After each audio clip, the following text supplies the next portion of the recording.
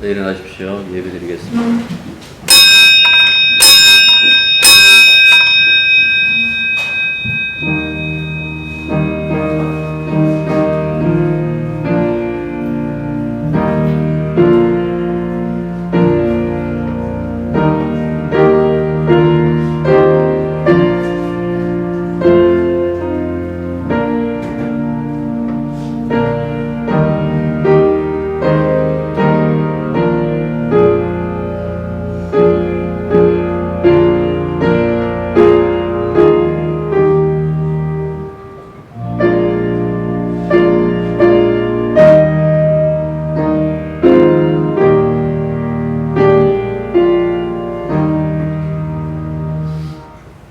아버지 하나님이 창조하셔서 인간의 삶의 터전으로 준 이 자연이 이 찬송처럼 아름다운 것만 아니라 이제는 그것들이 점점 사라지고 인간에게 위협이 되고 오히려 인간의 삶에 큰 부담이 되는 이 모든 위기가 우리들의 죄인 줄 압니다. 하나님 아버지, 주님 오시면 최고로 좋고, 그렇지 않더라면 회개하는 그 심령을 가지고 좀 더 이것을 더디게 하거나 아니면 돌이키기 위하여 서로 다투고 미워하는 것이 아니라 협력하고 생각하여 이 문제를 해결할 수 있도록 주님께서 은혜를 내려주시면 간절히 바라고 합니다. 주님 앞에 살아가는 저희들, 하나님 언제나 이런 일에 늘 앞장서게 하시며 오직 주님의 그 영광된 그 세상, 그걸 생각하면서 철저하게 아버지 앞에 영광 돌리는 그 삶을 늘 살아갈 수 있도록 도와주시옵소서. 예배를 통하여 말씀을 주실 때마다 기억하고 또한 듣게 해주시고 오직 주만 바라볼 수 있는 시간이 될 수 있도록 우리를 붙잡아 주옵소서. 예수님 이름으로 기도드립니다. 아멘. 구약성경 이사야 5장 1절부터 7절까지입니다. 나는 내가 사랑하는 자를 위하여 노래하되 내가 사랑하는 자의 포도원을 노래하리라. 내가 사랑하는 자에게 포도원이 있으며 심히 기름진 산에로다. 하나님께서 돌을 제하고 특성한 문화와 것이다. 그 중에 한대를 세웠고 또 그 안에 술들을 팔다가 좋은 포도의 길을 가더니 그 포도를 맺었다. 예루살렘 주민과 유다 사람들아 구하노니 이제 나와 내 포도원 사이에서 사리를 판단하라. 내가 내 포도원을 위하여 너에게 무엇을 구할 것이야. 내가 좋은 포도를 위하여 그 포도를 맺는 것이지. 이제 내가 내 포도원에 어떻게 행할지 너에게 이르리라. 내가 그 울타리를 걷어 먹힘을 당하게 하며 그 담을 헐어 짓밟히게 할 것이요. 내가 그것을 하게 하리니 가시는 가시를 전하라. 목을 던지지 못하여 진리와 사랑을 하시며 내가 또 우리에게 위하여 그 위에 일을 내리지 못하게 하리라 하지 않았습니다. 다 같이요. 무릇 만군의 여호와의 포도원은 이스라엘 족속이요 그가 기뻐하는 나무는 유다 사람이라. 그들에게 정의를 바랐더니 도리어 합이요 그들에게 공의를 바랐더니 도리어 부르짖음이었다. 아멘. 누가복음 12장은 설교 중간에 우리가 찾아서 읽도록 하겠습니다. 오늘 본문은 하나님께서 이사야 선지자를 통해서 부르신 포도원의 노래입니다. 이 노래가 농부의 흥겨운 마음이 담긴 그런 노래였으면 참 좋겠지만은 그렇지 않죠. 우리가 읽어본 대로 탄식과 진노가 가득한 그 노래입니다. 왜 이런 노래를 불러야 했는지 그 이유를 찾아볼 필요는 없죠. 본문에 나옵니다. 본문에 나오는 그 이유를 보시면 1절과 2절에 보면 그 얘기 나오죠. 나는 내가 사랑하는 자를 위하여 노래하되 내가 사랑하는 자의 포도원을 노래하리라. 내가 사랑하는 자에게 포도원이 있으며 심히 기름진 산이로다. 땅을 파서 돌을 제하고 극상품 포도나무를 심어도다. 그 중에 망대를 세웠고 그 안에 술들도 팠다고 그렇게 얘기를 하고 있죠. 자, 이 짧은 노래 말 속에 포도 농사에 관한 그 모든 정보, 이 포도원 주인이 어떻게 이 포도 농사를 시작했으며 어떻게 했다라는 그 정보가 다 담겨져 있어요. 그리고 오늘 우리가 이 교도문 10편, 이 80편을 읽었는데요. 여기에 있는 것처럼 여기 교도문 한번 보십시오. 주께서 한 포도나무를 애굽에서 가져다가 민족들을 쫓아내시고 그것을 심으셨던 출애굽 사건이잖아요. 그걸 지금 이야기를 하는 거예요. 10편, 80편도 여기에 관련되어 있는데 그 이야기를 지금 하고 있는 거예요. 얼마나 이 포도원 주인이신 하나님이 그들을 사랑했으며 그들에게 무엇을 하셨는지 그 부분을 우리들에게 말씀해 주고 있는 거예요. 땅을 파서 돌을 다 제거하고 그것에 최상품 포도나무 묘목을 옮겨와 심었다라고 그렇게 얘기를 했어요. 그리고 누가 포도원을 해야 할까 염려해서 그곳에 망대를 세우고 포도나무가 자라나길 내내 지키고 돌봤다라고 그렇게 얘기를 하고 있죠. 그리고 포도즙을 짤 수 있는 술틀을 준비하고 수확하기만을 기다리는 그 농부의 마음이 고스란히 여기에 다 담겨져 있습니다. 준비 과정에 빈틈이 없으니까 좋은 포도 송이가 맺히기를 기다리고 그 품질이 뛰어난 포도주를, 그래서 그것을 통해서 품질이 뛰어난 포도주를 만들 수 있다라고 기대하는 것은 어떻게 보면 욕심이 아니라는 그 사실을 여기서 말씀해 주고 있어요. 당연한 기다림이겠죠. 그런데 사람들이 누가 그런 얘기를 하죠. 기대가 크면 실망도 클 거라고.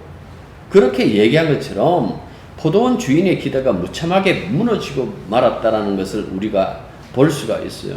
수확한 포도 열매를 보고 허탈해진 이 포도원 주인의 그 단식을 한번 들어보십시오. 좋은 포도 맺기를 바랐더니 들포도를 맺었도다. 이 들포도라는 것은 상한 성질의 어떤 그 열매, 잘 접목된 가지에서 난 그 열매가 아니라 곁가지에서 난 야생 포도를 지금 의미하고 있어요. 이 들포도라고 번역한 히브리어 이 빼우심이라는 이 단어는 악취를 풍기다라는 그 의미를 담고 있어요. 그렇다면 포도를 이렇게 수확을 했는데 상한 포도 열매가 다 터져버려 갖고 상해버렸는 것, 혹은 썩어버린, 말라 빠져버린 그런 어떤 의미를 이야기를 하는 거예요. 식용으로는 도무지 쓸 수 없는, 포도주를 담거나 포도초를 만들 수도 없는 그런 상태의 포도의 수확이었다라고 그렇게 얘기를 하고 있는 거예요. 농사 좀 지어봤다는 분들은 이렇게 생각할 수도 있을 거예요. 그거 나무가 나쁜 것 아닌가, 질 나쁜 포도나무를 심은 것이 아닌가라고 의심할 수 있지만은, 여기서 우리가 읽었던 이 본문에서는 최상품이라고 읽었어요. 극상품, 소레크라는 이 단어, 이 단어가 소위 말해서 특정 상품이에요. 예를 들면 성경에 보면 오빌의 금, 오빌에서 나는 그 금이 가장 금 중에서 순수하고 아름다운 것처럼, 그 다음에 바산의 암소, 그 바산에서 그 풀밭이 많기 때문에 바산에서 생산되는 그 소의 품질이라는 것은 누가 이 바산의 암소입니다, 바산의 소입니다라고 하면 다들 인정할 만큼의 이 소레크라는 이 단어도 역시 마찬가지예요. 자줏빛이 선명하게 나는 최고급 포도를 수확할 수 있는 고급 품종을 가지고 이 소레크라고 이렇게 얘기를 해요. 근데 이걸 심었는데, 이 분명히 브랜드도 분명해요. 브랜드가 분명한 이 품종을 심었는데도 불구하고 들포도나무를 맺었다 하고 이렇게 얘기를 하는 거예요. 나무도 괜찮다. 그렇다면 농부가 초짜가 아니냐. 여러분들 우리가 이미 1절부터 7절까지 읽으면서 알았죠. 이 포도나무가 무엇을 의미하고 농부는 누구를 의미한다라는 그 사실을 이미 여기서 말씀해 주고 있는 거예요. 농부가 누구라 그랬습니까? 창조주 하나님이다 그랬어요. 이스라엘 구원하신 주님이시다 그렇게 말씀하고 있어요. 이거는 지금 단순히 농사를 망친 이 포도의 열매에 관한 것이 아니라는 것은 우리가 이미 다 알고 있어요.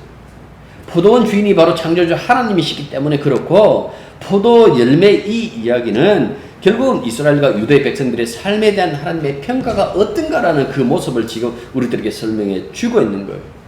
하나님께서 그들에게 아낌없이 당신의 모든 것을 내어주심에도 불구하고 하나님이 원하시는 열매를 맺지 않는 그 이스라엘 백성들에 대한 그 탄식, 그 분노를 지금 우리들에게 설명해 주고 있는 거예요. 하나님 그들이 원했던 그 좋은 포도 열매는요, 이게 하나님의 속성이 더해요. 이건 이사야서를 보면 굉장히 이 단어가 합쳐가지고 나오는데, 이거 공평과 정의, 미슈파트, 그 다음에 치다카라고 이렇게 되어 있어요. 이 두 단어는 같이 나올 때가 굉장히 많아요. 공평과 정의, 그러니까 하나님의 그 속성이기도 해요. 하나님께서 이집트와 광야에서 젖과 꿀이 흐르는 땅에 이들을 옮겨 심은 이유가 뭡니까? 왜 옮겨 심었을까요? 단순히 아이고 종으로 사는 것 보니까, 노예로 사는 것 보니까 불쌍하니까 이들도 자유인으로 살게 해주겠다 하고 이끌었다는 그 말입니까? 소위 사람들은 보면 사람들에게 이렇게 자유를 주고 난 다음에 그 다음에 대해서는 생각을 안 해요. 그런데 하나님께서는 철저하게 뭡니까? 이들에게 자유를 줄 뿐 아니라 그 자유로 어떻게 살아야 되는지 그 문제까지도 꼼꼼하게 다 챙겨갖고 주셨어요. 그게 율법이에요. 그 율법을 통해서 어떻게 자유롭게 사는 것이 자유로운지에 대해서 그 율법을 통해서 꼼꼼하게 다 가르쳐 주셨다라는 그 말씀입니다. 그게 하나님의 기대겠죠. 당신의 그 공평과 정의, 그것이 펼쳐지는 그 사회를 꿈꿨지만은 본문에서 뭐라고 얘기를 합니까? 그 열매가 안 열리더라. 포도나무 심어놓고 왜 포도가 안 열리지? 여러분들 그렇게 조급하신 하나님이실까요? 아니요. 율법 보면 그 얘기를 해요. 포도나무 심어놓고 그 심은 그에 뭐가 열매가 나도 따지 말라고 그래요. 최소한 3년이 지나야 그 포도나무를 따요. 그 얘기는 기다린다는 뜻이잖아요. 그렇게 기다림에도 불구하고 그들이 과연 하나님이 원하시는 그 열매를 맺었나? 맺질 못했어요. 뭘 맺었다 그랬어요? 포악, 그 잔인함. 그 다음에 부르짖음 그러죠. 이거는 앞에 포악과 연결이 되겠어요. 이게 뭔가니까 소위 말해서 부르짖음 이거예요. 사람 살려요. 이건 창세기에 그 소돔과 고모라에서 나왔던 그들의 부르짖음이 들렸다 했을 때에 그 얘기예요. 사람 살려요라는 그 소리가 들렸다라는 그 말씀입니다. 하나님이 하나님의 백성인데, 하나님이 원하시는 그 사회인데, 그 사회에서 정의와 공의가 펼쳐나는 것이 아니라 포악과 부르짖음만 가득했다라고 그렇게 얘기해요. 그래서 여기서도 말장난하세요. 공의가 미슈파트라 그랬잖아요. 포악을 의미하는 그 히브리 단어가 미스파흐, 정의가 츠다카, 부르짖음을 의미하는 의미가 츠아카. 이걸 대칭시켜 놓고 있어요. 그 바람이 비슷한데 내용은 상반된 것을 언어 유희로 지금 고발하는 거예요. 내가 너희들에게 원한 것은 공인데 너희들은 포악만 남겼다. 내가 정의롭기를 그렇게 원했는데 너희들은 사람들이 부르짖는 그 소리가 나는 그 세상으로 만들었다고 지금 고발하고 있는 거예요. 신앙은 특정 행동의 변화가 아니에요. 난 주일마다 교회 갑니다. 여러분들 이걸 갖고 신앙이라고 얘기를 합니까? 천만의 말씀입니다. 교회 갈 때 여러분들 나 교회 다녀요. 이 말보다 더 좀 우리가 접근할 수 있는 말이 나 예수 믿어요 라고 이렇게 얘기를 하잖아요. 교회 다녀요 하든 예수 믿어요 라고 했을 때에 단순히 내 믿음의 대상이 그리고 혹은 내가 나가는 곳이 교회입니다. 믿음의 대상이 예수님입니다 라는 그런 차원이 아니에요. 그 말 속에는 삶의 전부가 거기에 다 담겨져 있어요. 믿는다라는 그 표현 속에서 그 나의 일부분의 그 시간을 주님께 드릴게요 하고 드린다고 여러분들 그걸 갖고 믿음이라고 성경에서는 얘기를 안 해요. 자주 암기하시고 좋아하시는 그 말씀 중에 하나가 로마서 12장이잖아요. 그러므로 형제들아 내가 하나님의 모든 자비하심으로 너희를 권하노니 너희 몸을 하나님이 기뻐하시는 거룩한 산제물로 드려라. 이것이 너희가 드릴 영적 예배네요. 영적 예배래요. 그게 뭔가? 이 세대를 본받지 말고.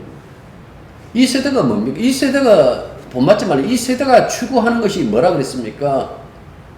무한한 경쟁에서 승리, 탐욕, 무한한 발전, 그걸 본받지 말라고 그렇게 말씀하시네요. 그걸 갖고 영적 예배가 그랬어요. 영적 예배를 한다고 뭐 방언 기도하고, 그게 영적 예배가 아니라 이 세대를 본받지 않는 것.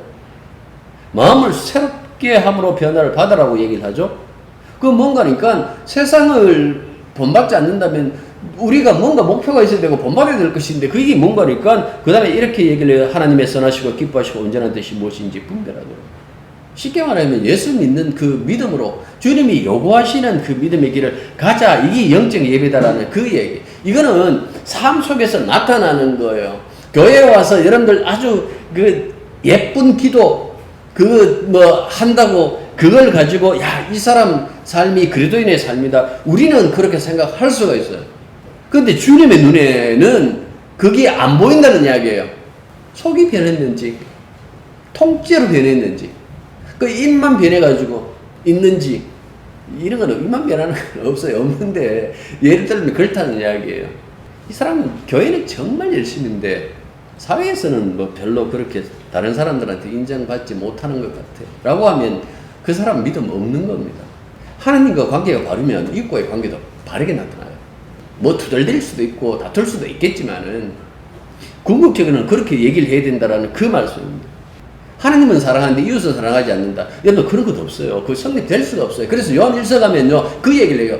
눈에 보이는 형제도 사랑하지도 못한 것이 어떻게 눈에 보이지 않는 하나님을 사랑한다고 그렇게 말할 수 있을까? 그거는 성립되지 않는다. 그건 믿음이 아니다라고 분명히 얘기를 한다고요.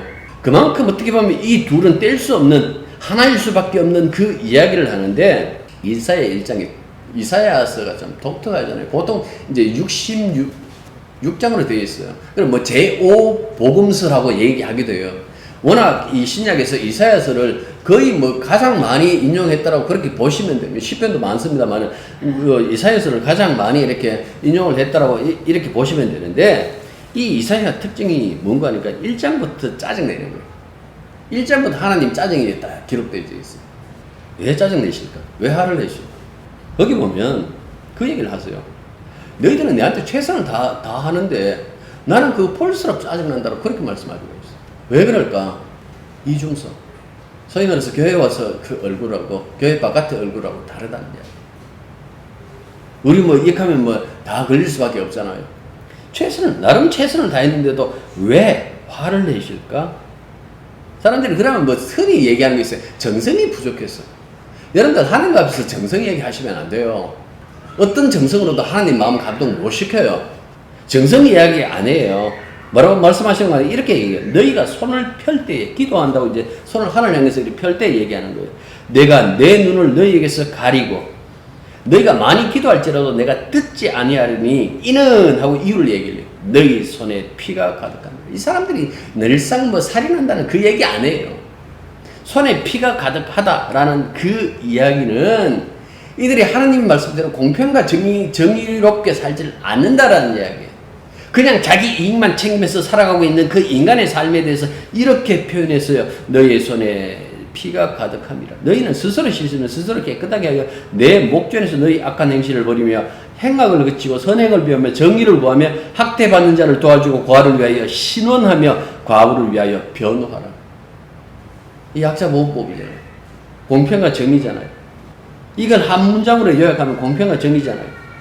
하나님이 요구하시는 사회는 공의와 정의가 하수같이 흐르는 그 사회잖아요. 이 공의와 정의를 실현하지 않으면 신앙생활 한다는 것은 하나님을 신뢰하는 것이 아니라 자기의 멋에 하는 거기 때문에 하나님께서 받으시지 않는다라는 그 말씀입니다. 가끔씩 너무 기대하고 요구하면 안 되지만 예를 들어가지고 교회가 누구를 돕길 원했어요.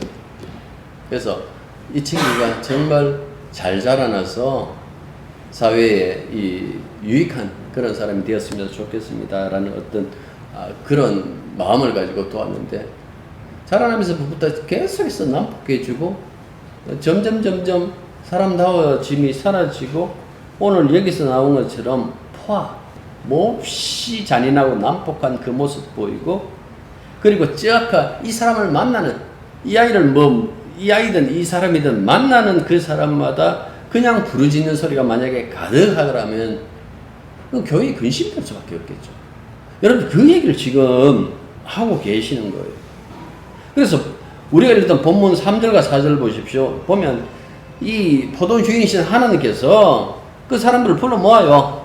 예루살렘 주민들과 유다 사람들과 구하노니 이제 나와 내 포도원 사이에서 사리를 판단해봐라. 너희들 생각해봐라. 내가 내 포도를 위하여 행한 것 외에 무엇을 더 내가 너희들을 위해서 뭘 더해줘야 되는데 이때까지 참았지 않느냐? 수백 년이 지날 때까지 내가 너희들이 한두 번 저지른 것 아닌데 그때마다 참고 어떤 데는 매를 쳤지만은 또 구원자를 보내가지고 구해주고 이렇게까지 했는데 도대체 지금 와서 또 무엇을 너희들에게 더 해줘야 되느냐 하고 물으시는 거예요. 내가 좋은 포도 맺기를 기다렸다는 것. 이 잘못이냐? 이런 말씀도 있죠. 그런데 왜 덜 포도 있냐?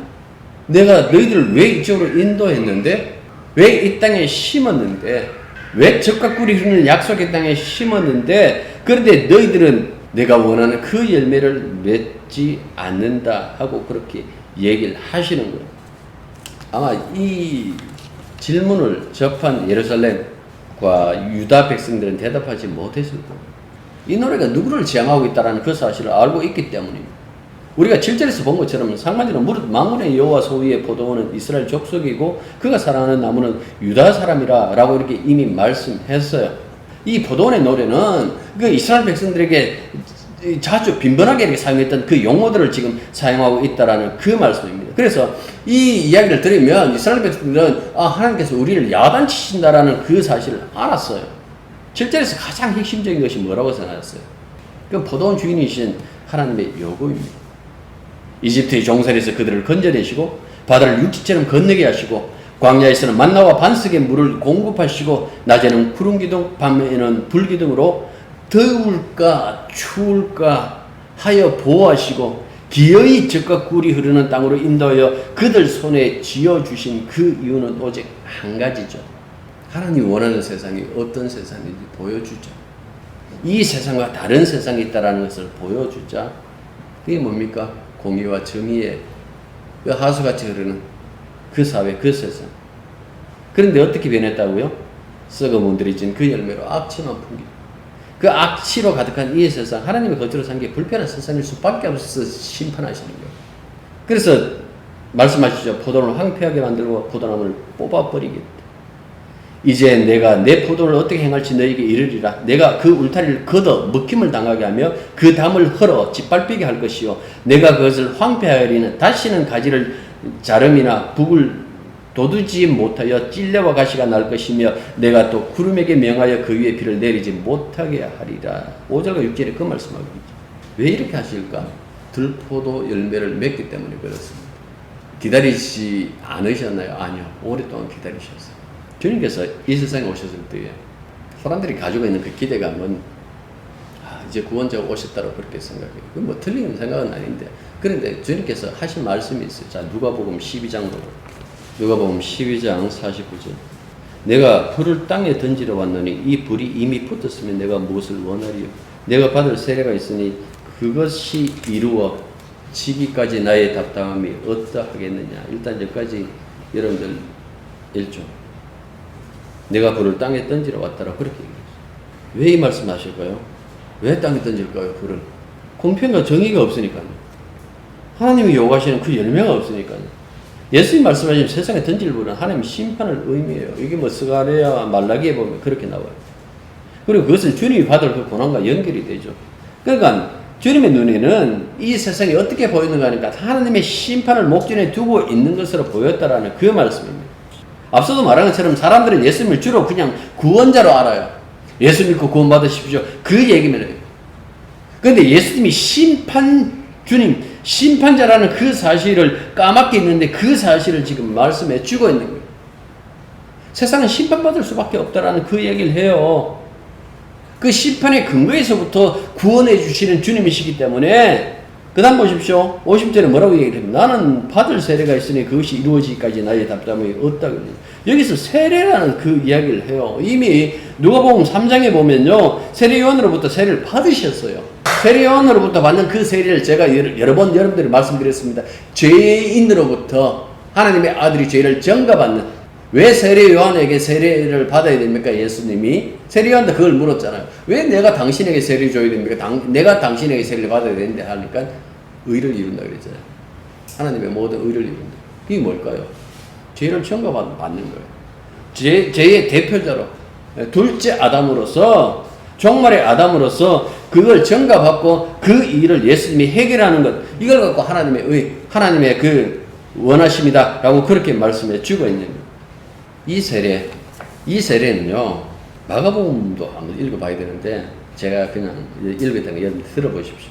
10장, 마가복음 10장 38절. 예수께서 이르시되 너희가 구하는 것을 알지 못하는도다. 내가 마시는 자를 너희가 마실 수 있으며 내가 받는 세례를 너희가 받을 수 있느냐. 왜 이 말씀을 했는 거니까 제 아들은 예루살렘에 오는 그 길을 통해서 오면서 늘 싸웠어요. 누가 예수님이 나라를 임금이 되면 그 자리에서 높은 자리에 앉을까라는 그걸 길가에서도 싸우고 엄마 동원해갖고 엄마 찬스도 쓰고 별짓을 다 했어요. 그것을 보다 못해가지고 지금 이 말씀을 하신 거예요. 자, 그 얘기를 했죠. 내가 마실 잔, 내가 받을 세례라고 얘기를 했어요. 도대체 그게 뭘까? 그거는 45절에 나와요. 그 유명한 말씀. 이렇게 얘기를 해요. 인자가 온 것은 섬김을 받으려 함이 아니라 도리어 섬기려 하고 자기 목숨을 많은 사람의 대속물로 주려 합니다. 무슨 사람일까요? 당신이 마시는 잔, 당신이 갖는 그 세례가 뭘까요? 그건 십자가예요. 왜 세례라고 얘기를 했을까? 세례가 그렇잖아요. 옛 사람은 죽고 새로운 생명을 새 사람으로 이렇게 새롭게 태어나는 것이 세례인데요. 그걸 십자가의 죽음과 부활에 그 모든 것들이 종속되어 있기 때문에 세례 받는 건요. 십자가와 부활이 종속되어 있어요. 우리는 세례를 통해서 그걸 받는 거예요. 아, 예수님과 함께 죽고 로마서 6장에 나오잖아요. 예수님과 함께 다시 살아나는 것. 여러분들 그것이 바로 세례예요. 그런 어떤 의미로서의 그 세례이기 때문에 그걸 지금 얘기해 주는 거예요. 이 예수님의 은혜를 아는 것, 이게 굉장히 필요하죠. 포도의 비유를 가지고 우리가 이 말씀을 보고 여러분들 우리 정의로웁시다. 이렇게 갈라지지 마시고 늘 연합하시고 하나가 됩시다. 틀린 말 안 해요. 그런데 그것을 해결할 수 있는 문제 아니에요. 인간의 땅에서 언제 한번 이렇게 해결된 적이 있나요? 없어요. 왜 하나님의 아들이 오셔야 될까요? 이거는 예수님 외에는 해결되지 않는다라는 그 말씀을 해주기 위해서 있는 거예요. 우리는 쉽게 이런 말씀을 가지고 이렇게 얘기를 합니다. 예수 믿는 사람답게 삽시다. 예, 틀리질 않았어요. 예수 믿는 사람답게 살아야 되죠. 그런데 그 산다라는 그 자체가 우리들의 노력과 우리들의 어떤 수고를 가지고 과연 그 열매가 맺힐까라고 했을 때에 여러분들 맺히지는 않습니다. 그 오랜 세월 동안 인간의 역사 속에서 우리는 그 실패를 끊임없이 봤기 때문에 그렇다라는 그 말씀입니다. 그래서 예수님이 필요한 거예요. 그 다음 보십시오. 51절 보십시오. 내가 세상에 화평을 주리고 온 줄로 아느냐? 네가 너희에게 이르노니 아니라 도리어 분쟁하게 하려 함이로다. 지금 여당 야당 분쟁하고 있잖아요. 자, 이후부터 한 집에 5사람이 있어 분쟁하되 셋이 둘이 셋과 하리니. 그 다음 보십시오. 아버지가 아들과 아들이 아버지고 어머니가 딸과 딸이 어머니가 시어머니가 며느리와 며느리가 시어머니와 분쟁하리라 하십니다. 이 말씀입니다. 여러분들 이거 미가서 인용하신 거예요. 미가서 7장 읽어볼게요.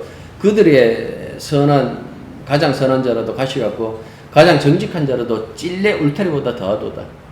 그들은 파수꾼들의 날, 곧 그들 가운데서 형벌의 날, 이게 종말을 얘기를 해요. 형벌의 날이 임하였으니 이제는 그들이 요란하리로다. 너희는 이웃을 믿지 말며 친구를 의지하지 말고 내 품에 누운 여인이라도 내 입의 문을 지킬지어다. 아들이 아버지를 멸시하며 딸이 어머니를 대적하며 며느리가 시어머니를 대적하리니 사람의 원수가 곧 자기의 집안 사람이로다.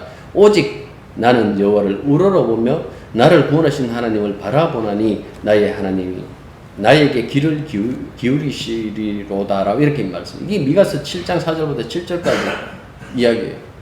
이렇게 종말이 오면 어떻게 할 것인가로 그렇게 얘기를 하고 있어요. 어떻게 할까요? 여기 보십시오.